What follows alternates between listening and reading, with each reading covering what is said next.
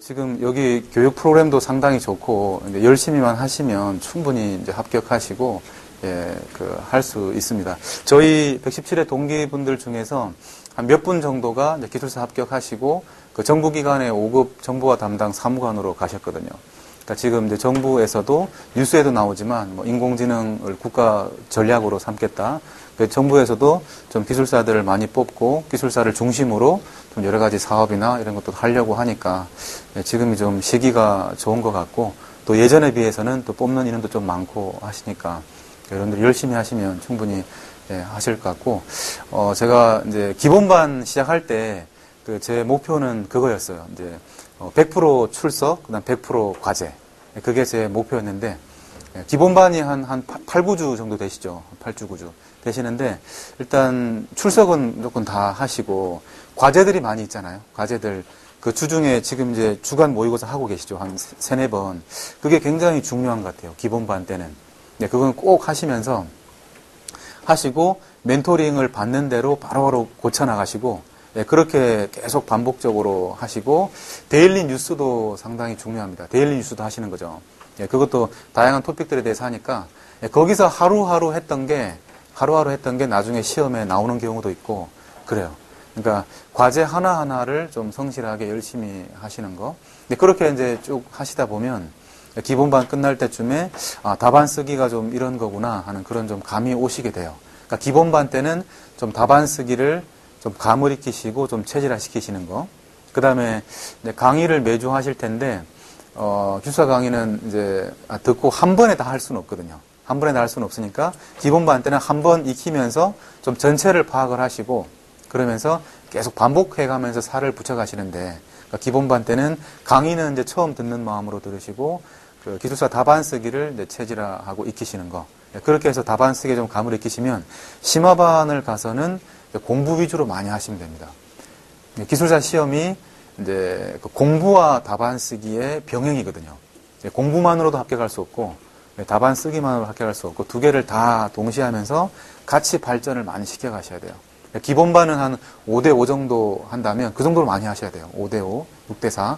심화반 가서는 답안 쓰기는 좀 체제가 됐으니까 그때는 공부를 점점 늘려가시면서 뭐 7대3, 8대2 나중에 시험 가까이 가서는 뭐 거의 공부만 하실 수 있도록 그렇게 해가시면 될 것 같습니다.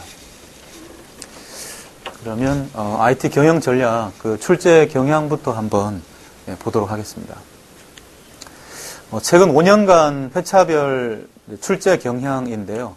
107회부터 119회까지. 오늘 이제 120회 시험을 지금 치고 있죠. 치시는 분들도 있는데 지금 IT 경영 같은 경우에는 보시면 이제 없는 경우에는 뭐 한두 문제 출제가 되다가 110회 때 5문제, 114회 5문제, 118회, 119회가 5문제, 119회가 실제로 한 8문제 정도 됩니다.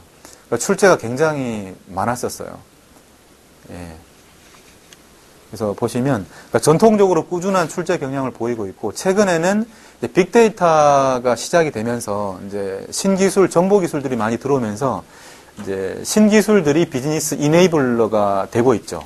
그러니까 4차 산업혁명과 지능화 기술이 융합이 되면서 여러 가지 데이터 마이닝과 뭐 머신러닝, 딥러닝도 경영 전략을 위한 정보 시스템으로 구현이 되면서 그런 방향에 의해서 그 문제들이 많이 출제가 되고 있어요.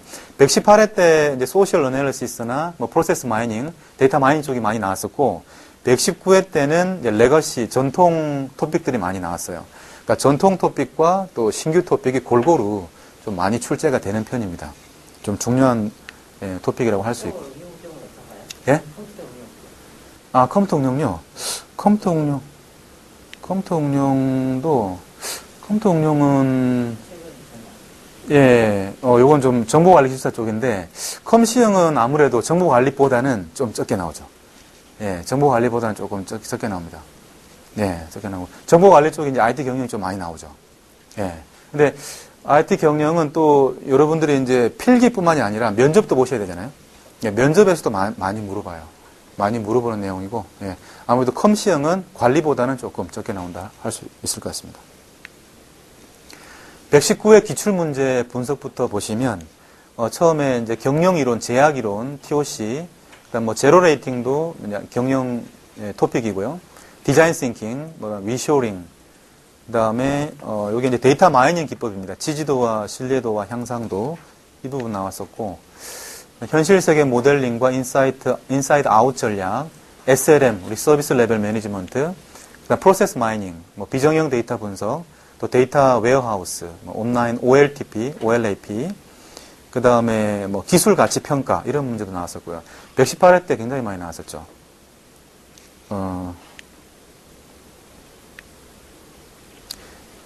네, 그 다음에 116회를 보시면 116회 때는 IT 컴플라이언스가 나왔습니다. 기업이 지켜야 될 그런 규제 사항들. 그 다음에 BPR, PI, 이제 프로세스 이노베이션 부분 이쪽도 나왔었고요. 예. 예. 그러면 ES 로드맵부터 한번 볼게요. 그 소프트웨어 공학을 공부를 하셨었죠. 그러니까 소프트웨어도 그 SDLC가 있죠. 소프트웨어 디벨롭 라이프 사이클이 있듯이 IT 경영도 요 라이프 사이클이 있습니다. IT 경영에 대한 라이프 사이클 전체적인 로드맵을 기준으로 한번 전체적인 흐름을 먼저 이해를 하시고 세부 토픽을 잡아가시는 게 중요하거든요.